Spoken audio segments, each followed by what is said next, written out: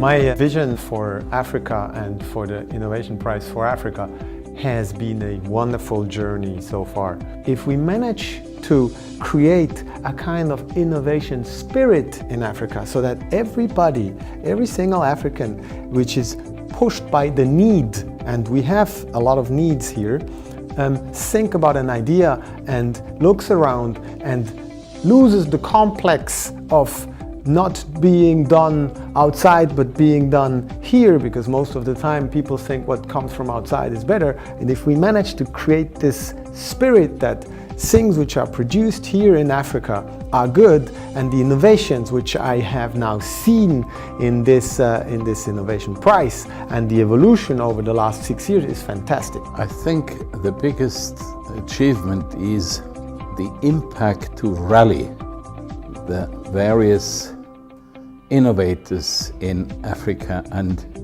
to give, and maybe I can say inject additional confidence to really show African ingenuity.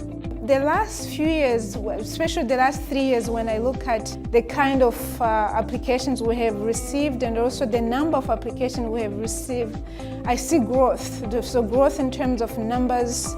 So we went from having around 900 applications to now around 2,500 applications. But for us as the foundation, what is really important for us is not just about numbers, it's about the quality. So today it's really hard to choose the 10 nominees, and we like that because it means anyone who makes it among the 10 nominees is really a true winner. We are very proud to partner African Innovation Foundation in organizing this IPA for this year. This means a lot to us, especially at this time in our history when we are making efforts to place science, technology and innovation at the center of our development agenda. And we have a government and a president that have promised to give 1% of GDP towards science, technology and innovation. Indeed, many of us, especially those of us in government, are very excited about what is happening in the innovation ecosystem in Ghana today. We're seeing a lot of very dynamic people with creativity providing solutions to some of the unique problems that we have as a developing country, with challenges in accessing finance and providing services to its people and creating wealth. But we are seeing innovation suggestively and in reality actually provide very useful solutions to some of those very unique problems. So we understand that inventors are sometimes not the very best people to take the solution to the marketplace. They're great at coming up with ideas and solutions, and you need another set of people to turn those solutions into marketable products for the economy. But at the end of the day, what we're looking at our nominees is to see how much they've thought about that whole process of taking the invention from the idea into the marketplace where the citizen has access to it. Personally, I've been very impressed, I must say, with the diversity of the innovations. It's not just been in one particular industrial sector, one particular technology sector. They've been very diverse. Some of them have been very much in my area of expertise, which is in engineering, also in healthcare. What I've seen during this competition is high quality proposal and high quality innovation that can compete globally. I feel that some of the projects are really extremely scalable and have so much potential to change Africa, and in that sense it gives me so much hope in the future of the continent. How can we encourage more young women to participate in initiatives such as this and innovation challenges? I think starts first with sensitization. So sensitizing them at a young age to participate in areas of innovation. I think one thing that IPA did quite well was ensuring, for example, that within this innovation fund, there was a gender-neutral judging panel. And there was also a very good balance of gender within the innovator pool. And I think that's what we need to continue to do institutionally as well. So what Lakeni does is that we go into communities and we sign them up as buying groups. What essentially that means that we're aggregating demand for goods and services at community level. And it solves the problem because rather than each individual person going out and spending a lot of money for acquiring a good or service that they want, they can buy it as part of a group, and therefore they're able to get things cheaply through bulk buying from suppliers and producers. The illegal fishing problem happens because governments in developing countries are not able to survey very large geographical areas. How can we survey 1 million square kilometers or 3 million square kilometers? We don't have satellites, we don't have light planes. How do we do it? So we propose to do it with Atlant Space, which costs a fraction of price of an airplane and much less than a satellite, of course.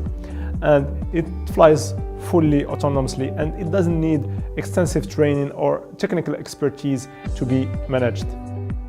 My innovation has served to detect diseases, addressing that question of quick diagnosis, faster diagnosis, arming the healthcare givers with the tool to institute pointed therapy, making diagnostic accessible to a larger population, and making it cost-effective.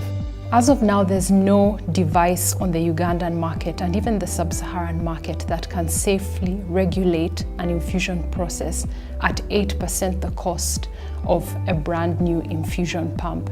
So we are providing a tailor-made solution for low-resource settings that is appropriate as well as affordable. My innovation solves two problems. One is the digitization of African languages, and the second, which is I guess more of a social problem, is the promotion and preservation of African languages and their presentation in a modern cultural context. In machines, industrial machines, one of the biggest problems is having vibrations. If you have ever driven your car and having vibrations in the car, then you feel that you need to go and do some maintenance on it. Industrial machines, same vibration problems in machines. Innovation is a bearing. A bearing is an element that supports the machine, but the basic idea that we're working on is to have a bearing that changes its characteristics. So you can control it to reduce the vibration and allow the machine to operate better and operate longer. The name of my innovation is called Farm Drive, and Farm Drive is a fintech company that's helping smallholder farmers get access to finance. We do this by using alternative credit scoring to help financial institutions assess the risk of unbanked farmers and extend loans to them. My innovation is called a sweat TB test. It is a simple, faster way of diagnosing tuberculosis accurately. It can be used by anyone irrespective of the degree or the level of expertise they have, especially in the rural communities for patients, for individuals who don't have access to healthcare. The problem that I'm solving is that there's a serious scarcity of radiologists. Radiologists being medical doctors who specialize in interpreting medical imaging. So I've developed a novel computer-aided diagnostic system called Dr. Cardex, which is helping doctors to more accurately interpret medical images. My innovation is an instrument or a device that will allow many people living in remote areas of Africa where internet is expensive, they can use it to communicate, to send email.